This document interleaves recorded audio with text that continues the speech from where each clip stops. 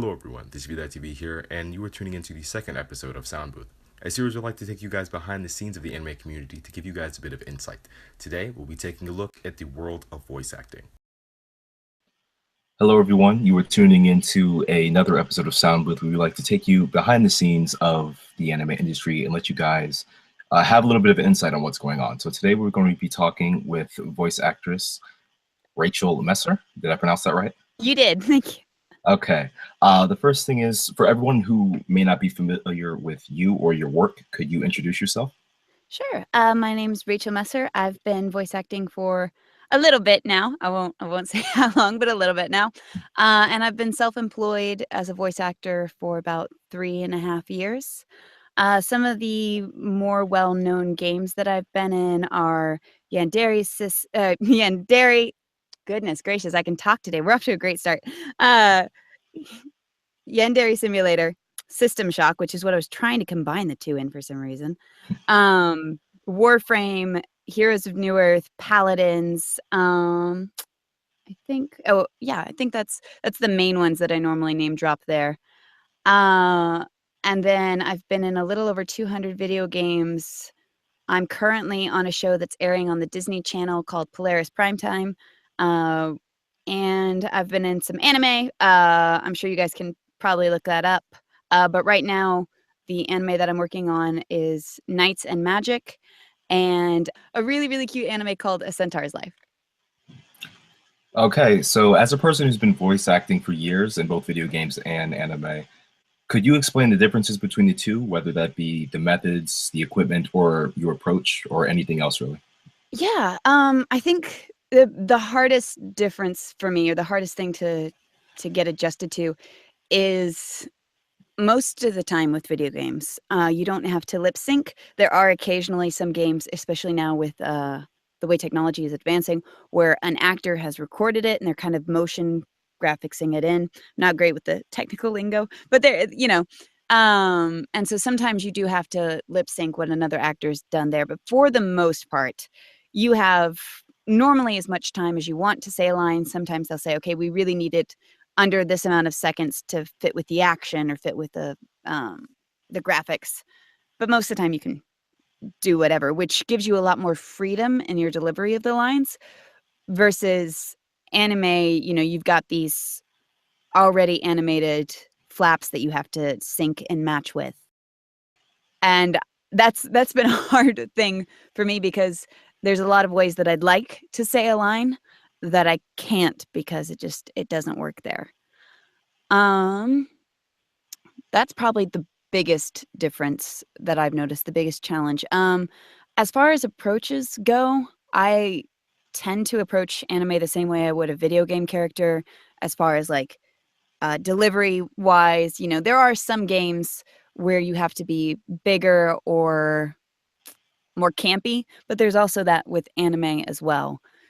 So as far as like creating a realistic character or the delivery of lines in that sense of realism, I haven't had much of an issue segueing the two, going back and forth between the two.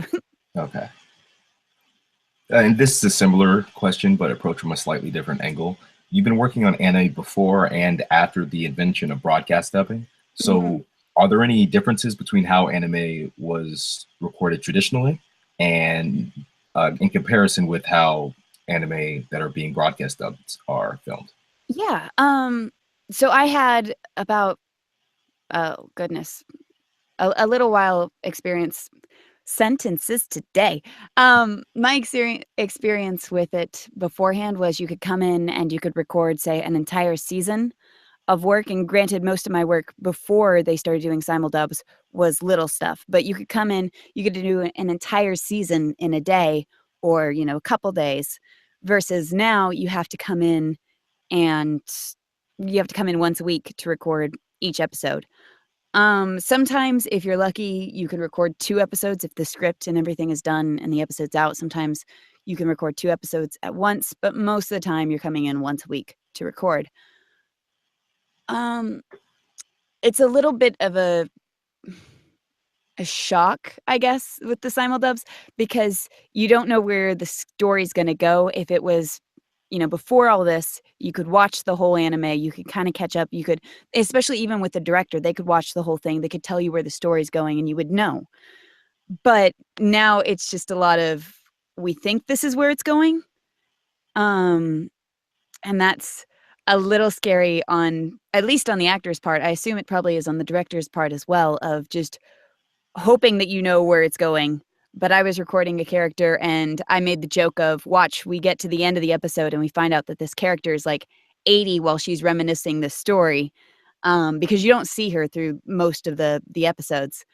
And it was kind of like this shocking realization of, oh, that might be true. We could have recorded an entire half a season with this character assuming she's like a middle-aged woman when she's actually elderly. I don't think that's what's going to happen, but there have been situations where an entire season was recorded where the main character they thought was a girl and it ended up being a guy in disguise the whole time.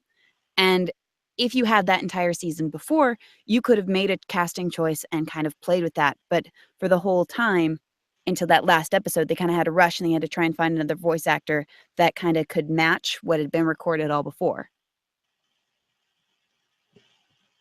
Just playing off what you just said, in a previous interview we did with Joel McDonald, he talked about how he would direct people and how his specific style was he would just let the actors go.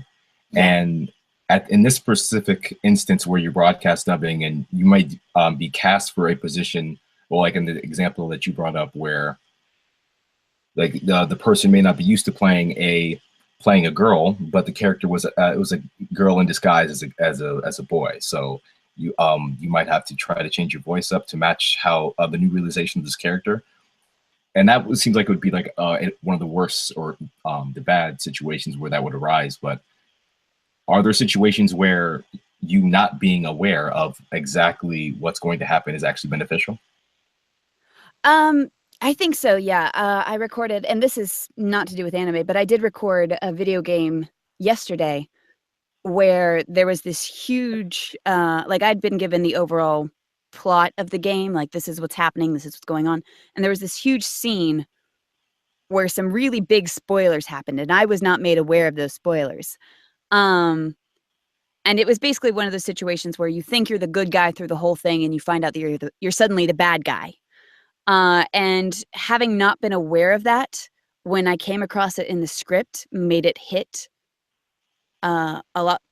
It made what's the best way to phrase this? It made it more real for some reason. It made it I was feeling those emotions in the moment versus like, oh, I know where this part is going. And it just makes it easier for me as an actor because I'm experiencing that same thing for the first time as well. So I don't have to do as much work, I guess. I don't have to act quite as hard because it is just naturally hitting me. And so I think there are some situations where it is very beneficial to not really know what's going on. But there are some situations where, it's quite the opposite. So it depends.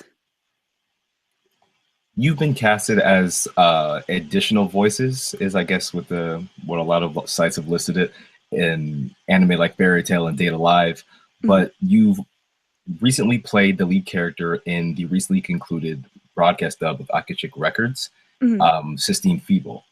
And so what was it like transitioning from a more supporting role in anime to a lead role? And was the dubbing process any different when you're going between these two different kinds of roles? As far as the process goes, I mean, aside from just having more lines, it wasn't a huge difference. It was definitely like I felt a more sense of pressure, I guess. I speak for a living, as my words and sentences indicate. It was a lot more pressure of I'm suddenly the lead, and if I suck, this is going to make it really, really bad. So it was a lot of that pressure. But a lot of that comes to trusting the director, and Jeremy Inman did an absolutely wonderful job, and he was amazing to work with. So it's just trusting the director, and then just trying to create a character that I would like to hear, especially being an anime fan myself, creating a character and a voice that works for everybody, that makes me happy, that makes the director happy, that makes the fans happy. And speaking of directors, generally speaking, you'll be working with a different ADR director on every project. So how does the director influence each project, and how do you deal with being directed in different ways by different people? The director definitely has a really, strong influence on how the anime turns out, of course.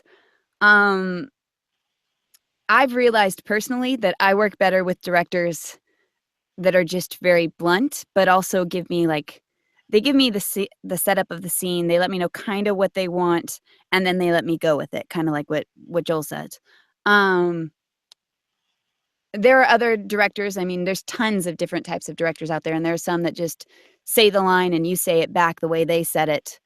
Um, Personally, I like the method, and I'm not knocking either way. But personally, I like the method where you get to be a little bit creative, because there's been some situations where a line has been said one way that maybe a line's been said one way that you didn't really you didn't think about having it be said that way, and it kind of worked, or making a line comedic, or just kind of having fun with it, especially with Akashic Records, where it was so much comedy for most of the show. There were those dramatic moments, but oh goodness, I was going somewhere with this. Did that answer your question? Yeah, I think for the most part, yeah, it's fine. Similarly, have you ever gotten to work with the same ADR director on multiple projects? And if you have, did they differ from projects where you're not familiar with the director? Do you mean did the projects differ? Like, if I worked with the same director, did it differ each time, like a different project with the same director? Was it different between them, or was it just different from other directors? If you worked with the same director, is working with the same director on different projects, is that a different experience after you've already dealt with the director before than just dealing with new directors on different projects? Yes and no. I've noticed there are certain directors that if you've worked with them for a while, you get really comfortable with them, and so you can come in and be a little bit more at home and at ease while working with them. But if you don't work with new people, then you never find out other techniques, and maybe there's another way that works better for you. And you also you don't meet other people if you stick with the same person. Um, but I haven't come across a director I haven't liked yet. And I hope I don't. So far, everybody has been really, really nice and a joy to work with. There are definitely different methods that strike better with me, that work better with me, just because it feels more like a team effort. But in the end, I want to make sure that I get something that the director likes, because the director is the one in charge of the project, and they essentially know where the whole show is going and what they want it to sound like. So it's just a lot of trusting them. Okay, interesting. For someone who is trying to make a career out of voice acting, can you give them an idea of how competitive the industry is?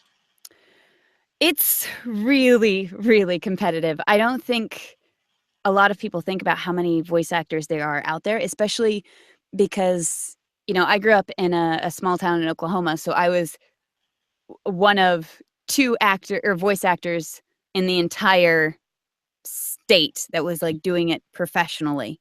Um, and even then, I'd go to film calls and I'd meet tons of people that wanted to get into voiceover, or they already were recording stuff, and that was just in one state.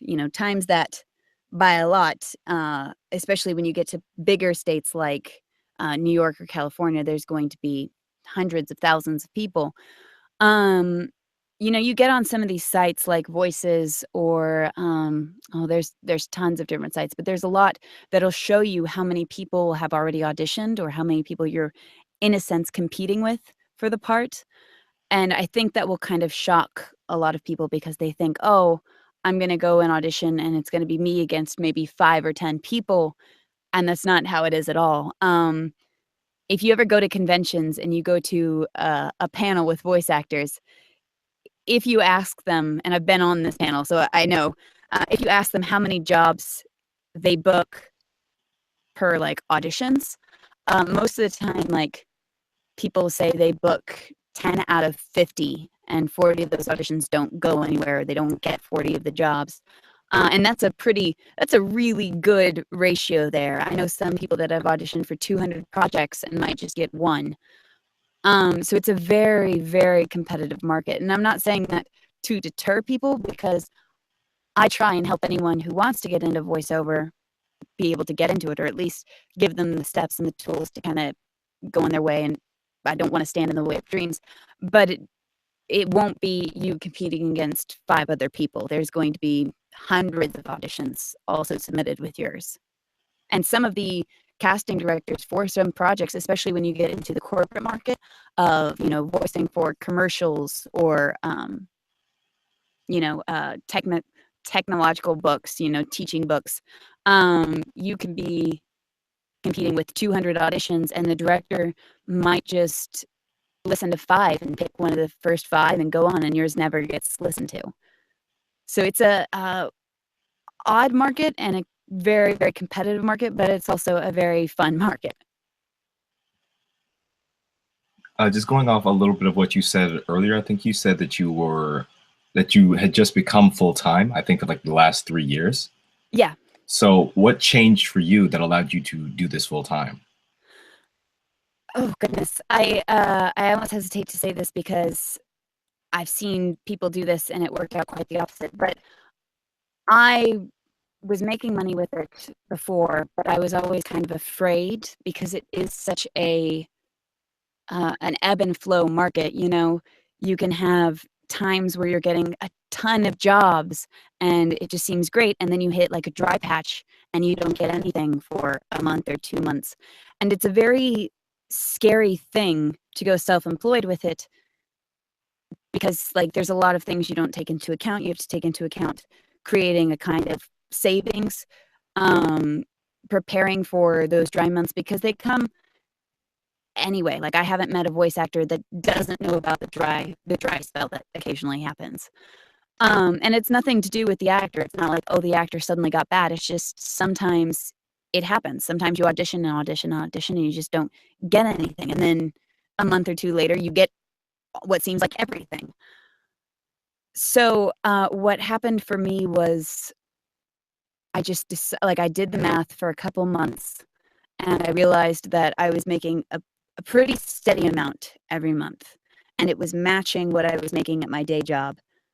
And by day job, I had a very, very little day job. I worked maybe 12 hours a week. It was really a stretch of calling that a job. But I was making about the same. And I went to my parents, I think it was in December of the year. So it was really near the end of the year. I went to my parents and I said that, I've got these months of records that I've been making equal to what my day job's making. I've got a little bit saved up. I want to quit my job and I want to just do voiceover full time. And my parents are wonderful, and they were incredibly supportive. And they said, okay, you have 6 months to do this. And if you need help with bills or anything like that, or groceries, you can come to us and we'll help you out. You have 6 months to try it. And you have to promise us that if 6 months comes and you're not self-employed with it and you're not making money, that you go back to a regular job. And I was very lucky not to have called on them for that. But I fully understand and appreciate how supportive my parents were at that time. And I understand that not everybody has that kind of support system. So that's why it is kind of scary to say that, is I have seen voice actors just, especially the most common one is they think, oh, I'll quit my job and I'll have more time to audition and that'll lead to more roles. And sometimes it doesn't. And in each case is different with actors. But it's very heartbreaking for me to see somebody who, suddenly quits their job and now they can't afford rent and they start going broke and they can't afford food. And I never want to see that with anybody. And that's why I always try, and when I teach classes on voiceover, I always try and emphasize that you want to be smart and approach this as a business, because in a sense it is. And what's even more risky is it's an art business. And so that can be really hit and miss. And just to make sure, like, to approach it financially, with a good finance situation in mind. Because I don't want it. And the problem is I've seen a lot of people burn out from, doing something where they quit their job or getting specifically into voiceover to make money. I've seen a lot of that, and it kills whatever drive or passion there is behind it, because I got into this industry mainly just to have fun. I did not, in my wildest dreams, think that I would make money with it, much less be self-employed with it. And so I think if I went into it going, I need to make money, I need to make money, I need to make money, it would have killed my drive. I wouldn't have continued on with it. And I hate to see people that are so talented, that love this so much, burn out because they jumped in too soon. So that's my little disclaimer with that. Well, it seems like you can't interview a voice actor without asking, how do you become a voice actor at least once? But I'd like to ask that question in a different way and just say, what is something that you know as a veteran voice actor that you wish you had known when you were first starting? And how can someone apply that knowledge to possibly make their journey a little bit easier? Oh goodness, there's a couple things. Aside from the one I just mentioned, which is not putting a lot of pressure on yourself to make money or to be good right away. So the thing I realized that I actually was kind of too naive, or too ignorant to do, or perhaps I was very blind. I'm not sure what happened there, but I've seen a lot of voice actors, they get really, really self-conscious and they don't want to send stuff in. So they record an audition and they just kind of save it on their computer and they go on. They don't ever do anything with it. And I just kind of sent stuff out into the ether. Like, I think my first week of voice acting, I auditioned for 70 jobs. And I was really lucky. I booked one, which odd-wise is horrible, but I, like, just starting out wasn't, like, it was encouraging that, like, a week later I was like, oh, I got this job, and I thought it was huge. I was like narrating someone's video of what was going on, and it was a thing. And then I got really, really excited about my first fan dub too. I was like, oh my God, I'm in a fan dub. Not that there's anything wrong with that, but I just got way too excited about it. I was like, this is my dreams come true, guys. But I think people are kind of, you can get too self-conscious and too afraid to send stuff in. And there was definitely, for a little while, a moment where I kind of got like that. I never refused to send things in, but I would spend hours and hours redoing audition lines again and again and again, to the point where, it would sound worn out or tired. Like, I would spend hours on just 3 lines. It was ridiculous. And I'd get too stressed about every little thing.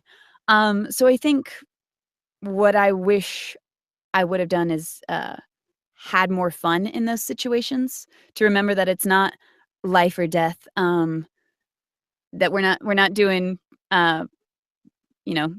brain surgery here or saving lives. It is important work. It is, don't get me wrong. And it's moved and helped a lot of people. And if it hadn't done that, I honestly probably still wouldn't be in this industry. But some people get really, really afraid that people are going to say mean things, and people are going to say mean things no matter what. So just like, I think I sent in an audition early on, probably my first month of voice acting. And when I would send in auditions, I would always ask for feedback so that I could know what I was doing and if I could grow and how to become better. And one person sent me this long list. I'm talking 2 or 3 pages long of things that I did wrong in this audition. And these were 5 lines that I said, and 5 sentences apparently attributed to 3 pages of all these things that I was just awful at. And I was really, really heartbroken until about a page and a half in when it said that my American accent sounded phony. And at that point I was like, oh, they don't know. I'm like, I'm genuinely American. So that's when I realized that some people will just say mean things to just say mean things. And it should never hold you back from doing what you love to do. If it makes you happy, then you should go for it. Well, that's all the questions I have for you. So I'd like to thank you for coming on Thank you and so much for answering these having me. questions. If anybody wanted to reach out to you or contact you in some way, how would they be able to do that? They can contact me through my website, which is www.rachaelmesser.com, and it's RachaelMesser.com. Or I'm on Twitter. A lot of the time you can contact me on Twitter, which is at Rachael Messer. I also teach classes, and I even have a YouTube channel with some helpful tips on getting started in voice acting as well.